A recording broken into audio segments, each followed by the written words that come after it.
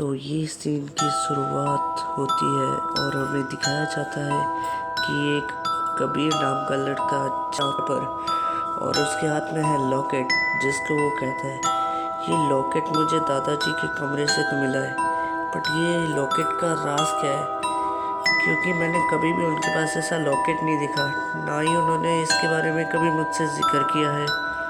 तभी उस लॉकेट में से जैसे दिल धड़कता है, धड़क धड़क वैसी आवाज़ आती है और ये सुनकर कबीर डर जाता है। वो लॉकेट को फेंकता है और भाग जाता है और घर पर पहुंचने के बाद सांसें लेता है और उसके बाद उसे कुछ सुनाई देता है।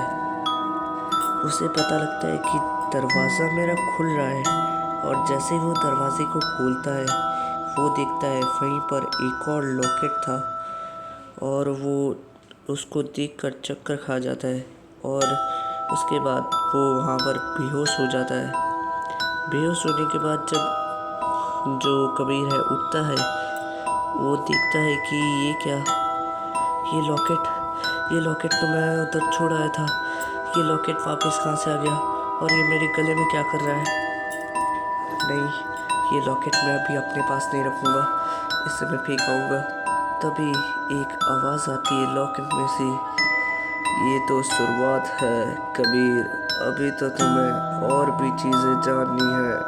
आ आ आ आ आ नहीं नहीं, ये लॉकेट तो बोल रहा है, मैं इसे खिड़की के बाहर फेंक दूंगा। या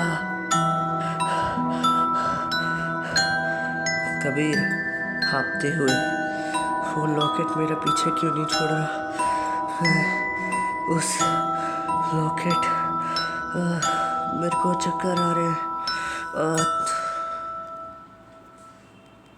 लॉकेट के बाद वो कबीर बेहोश हो जाता है और तभी जैसे ही वो आँख खोलता है वो अपने पुराने जगह पर होता है जहाँ पर वो अपना मोबाइल रिपेयरिंग की शॉप है और वहाँ पर उसे वो लॉकेट और एक और पिक्चर याद आती है। जब वो दादाजी के घर पर था तब उसने एक फ़ोटो देखी थी और उस फोटो को वो देखने के बाद समझ जाता है कि उससे कुछ होगा। तभी वो लॉकेट में से एक लड़की की आवाज़ आती है। हेलो कबीर, हेलो कबीर, तुम्हें मेरी आवाज़ आ रही है? हेलो हेलो हेलो, तो तुम कौन हो, तुम कौन हो? कबीर, मुझे याद रखो, मैं तुम्हें मिलने आऊँगी, ज़रूर आऊँगी। कबीर। कबीर को ये सुनते ही शौक लगा कि उसे कोई लड़की बुला रही थी और अभी वो लड़की की आवाज़ साइलेंट हो चुकी है। कबीर डर जाता है और उस लॉकेट को बाद में बाहर फेंक देता है और अपने कंप्यूटर पे आके बैठ जाता है और कंप्यूटर में एक आवाज़ आती है। हेलो कबीर, मैं तुम्हारा AI बोल रहा हूँ, तुम्हें वो लॉकेट नहीं छोड़ेगा। कबीर डर जाता है और सीधा भाग के भाग जाता है और अपने घर से दूर, और वो धीरे धीरे हाँफता हाँफता कहीं पर भी पहुंच जाता है। उसे कुछ समझ नहीं आ रहा था कि मेरे साथ हो क्या रहा है। और तभी कबीर उठता है और उसे लगता है कि ये सपना था, पर जैसे वो अपने गले के पास हाथ लगाता है तब वो देखता है कि वो लॉकेट वहीं पर है। तभी वो कुछ याद करने की कोशिश करता है और उसे याद आता है कि उसे अभी उस जगह पर जाना है जहाँ पर दादाजी रहते थे। तभी कबीर वहाँ जाने की पूरी तैयारी करता है और उधर जाने के बाद वो रास्ते में ही किसी लड़की से टकराता है। ओफो, तुम मुझे देख के नहीं चल सकते? तुम्हें इतनी खूबसूरत लड़की दिखाई नहीं देती? सॉरी मैम, माफ़ करना, मुझे अभी जल्दी में जाना है। रुको, तुम्हें कहीं पे जाना है पर मैं तुम्हें ऐसे नहीं जाने दूंगी। पहले मेरी बात का जवाब दो। तुम्हें दिखाई नहीं देता है? अगर जल्दी है तो तुम किसी को भी ठोक दोगे। किसी दिन तुम अगर कार में हुए तो किसी को भी मार सकते हो। ऐसे तो तुम एक क्रिमिनल हुए। कबीर को गुस्सा आता है कि ये लड़की कौन है और मेरे बीच में क्यों टांग अड़ा रही है।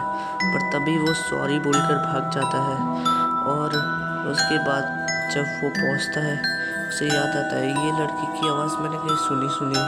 बट वो सबको छोड़कर वो एक तस्वीर को देखता है जहाँ पर वो लॉकेट की तस्वीर थी और उसके पीछे एक चीज़ थी और उस चीज़ को देखकर वो जैसे ही उसको तोड़ता है तभी उसे एक चीज़ मिलती है, एक रहस्यमय लॉकेट का पेंडेंट।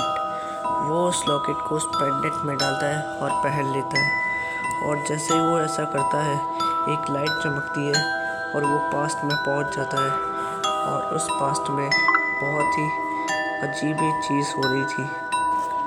हवा पे कुछ लोग थे और वो हवा में उड़ कैसे पा रहे हैं, ये तो मेरी समझ के बाहर है।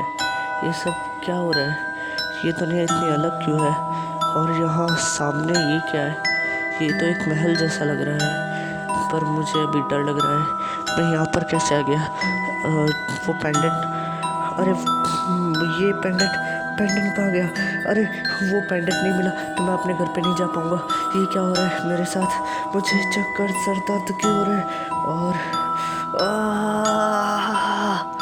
और ये चीख सुनने के बाद एक लड़की उसको देखती है जो कि अभी नीचे गिरा पड़ा है। अरे ये क्या, ये तो चक्कर खाकर गिर गया। लगता है इसकी हेल्प करनी पड़ेगी। और इस राज्य में मेरे से अच्छा वैद्य कौन है, ये भी तो मुझे कोई बताए। और वो लड़की उसे अपने घर पर इलाज के लिए ले जाती है। अगर आपको अभी तक की कहानी अच्छी लगी है तो वीडियो को लाइक करके सब्सक्राइब करें और आगे की वीडियो के लिए हम आपको बाद में मिलेंगे।